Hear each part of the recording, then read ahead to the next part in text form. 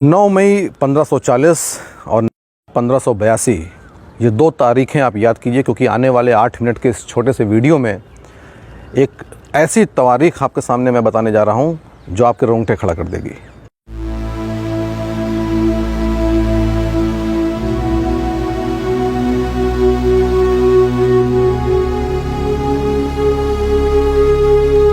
नमस्कार, मैं आलोक पांडे। 9 मई 1540 के दिन यानी आज ही के दिन लगभग 480 साल पहले महाराणा प्रताप का जन्म हुआ था कुंभलगढ़ में। और महाराणा प्रताप की जब हम बात करते हैं तो सबसे महत्वपूर्ण घटना उनके जीवन की जो हर बच्चे को यहाँ पे मालूम है वो है हल्दी घाटी का युद्ध। हल्दी घाटी का युद्ध हुआ ही ऐसा था कि वो अपने इतिहास की पुस्तकों से कहीं जा नहीं सकता, भारतीयों की मानसिक प्रेरणा से कहीं जा नहीं सकता। लेकिन वास्तव में राणा को जो महाराणा बनाया है वो हल्दी घाटी का युद्ध नहीं, हल्दी घाटी के युद्ध के बाद का उनका 20 साल का वो संघर्ष है जो उनके शौर्य, उनके धैर्य, उनके डिटर्मिनेशन को, उनके करेज को, उनके बलिदान को हमारे सामने प्रस्तुत करता है।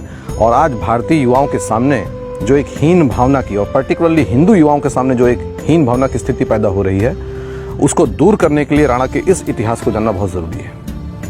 मित्रों, हम जानते हैं कि जब अकबर गद्दी पर बैठा तो उसके पश्चात उसने लगभग उत्तर भारत के पूरे क्षेत्र को अपने अधिकार में ले लिया था।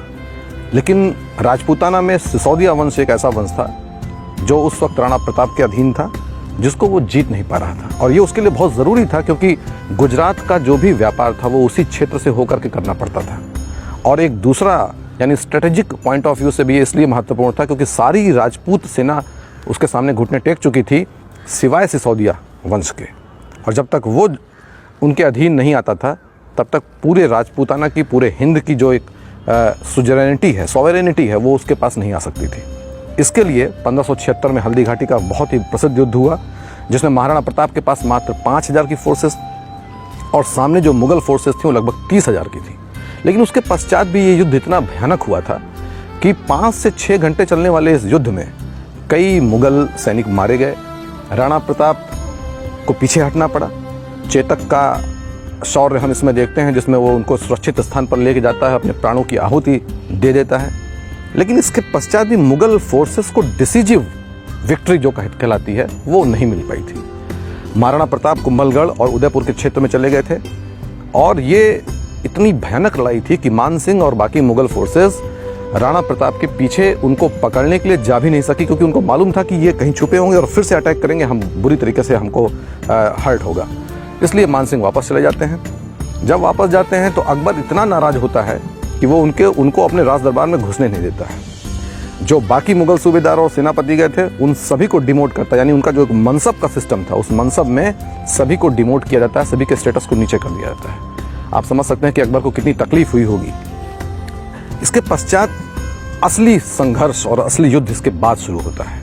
महाराणा प्रताप जंगलों में और कुंभलगढ़ के आसपास के एरिया में रहते हैं।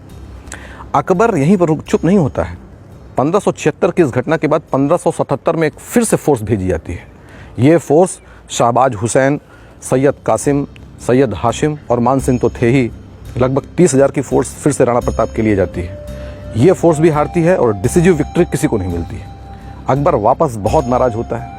1578 में अगेन द फोर्स और रीइंफोर्समेंट वाज गिवन। कितना महत्वपूर्ण था सिसोदियाओं को हराना अकबर के लिए, आप इससे समझ सकते हैं।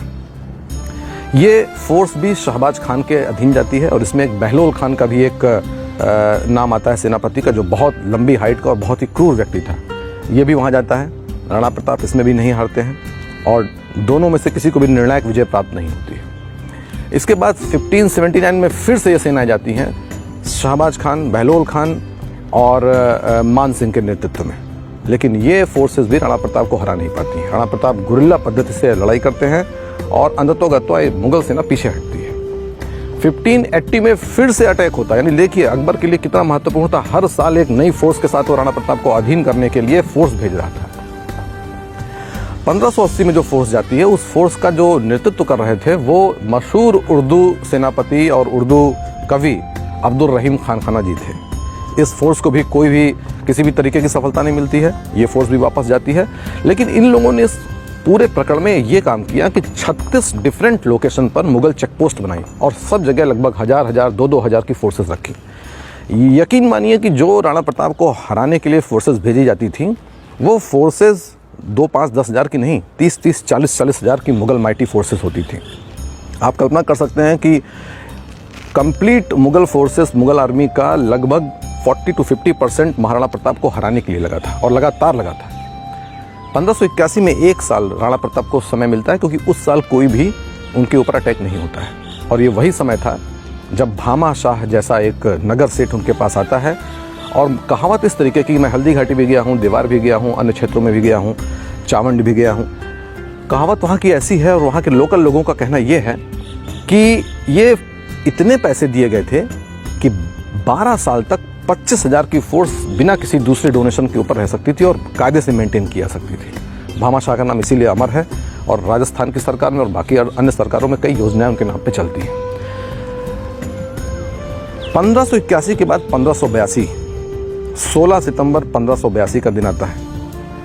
उदयपुर से अजमेर के बीच में एक घाटी है जिसका नाम है देवार और ये देवार ही राणा प्रताप चुनते हैं, अपनी एक फोर्स बनाते हैं और इस फोर्स में भील, कोल और राजपूत का एक सम्मिलित संगठन बनता है। ये विजयादशमी का दिन था।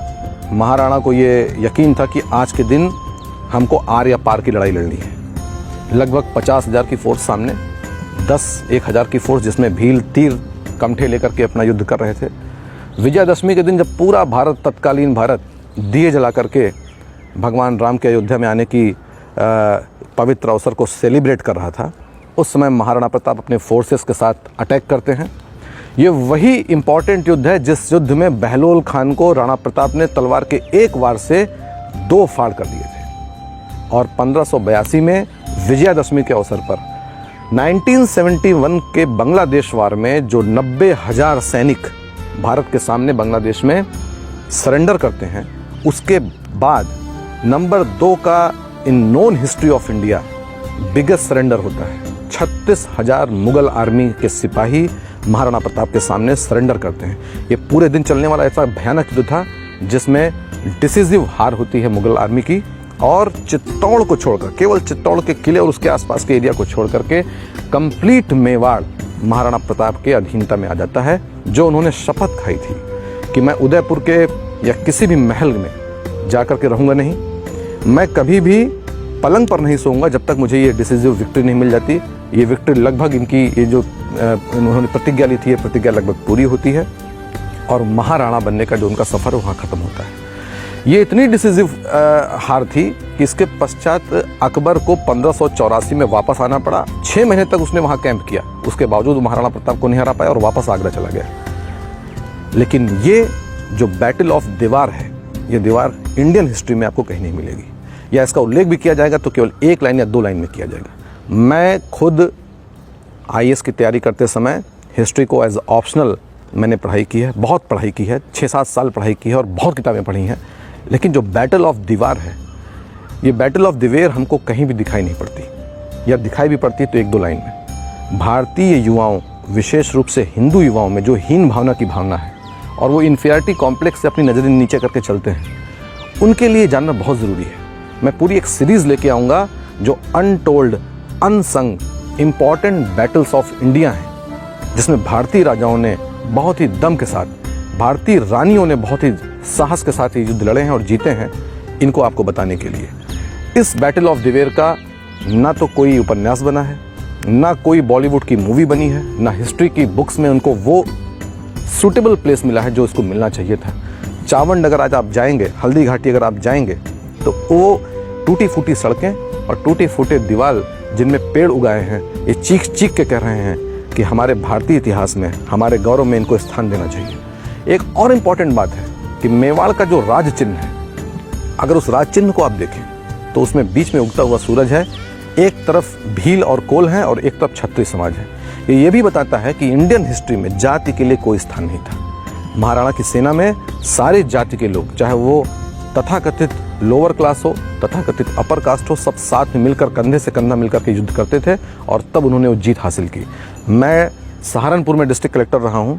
9 मई और 14 अप्रैल ये 2 दिन हमारे लिए पुलिस बंदोबस्त के लिए इतने क्रिटिकल डेज होते थे क्योंकि वहाँ पर शेड्यूल्ड कास्ट और क्षत्रिय इन दोनों के बीच में काफ़ी लड़ाई है, क्लैशेस हैं, कम्युनल कास्ट क्लैशेस हैं। इनको आज से 400 साल के पहले के इस इतिहास को देखना चाहिए, आपस में एक होकर रहना चाहिए और जो इन बैटल्स को और जो महापुरुष हमारे हैं जिनको ये गौरव हमको गौरव देते हैं, हमको हीन भावना से ऊपर उठाते हैं, इनके बारे में भारतीय युवाओं को पढ़ना चाहिए। बहुत बहुत धन्यवाद।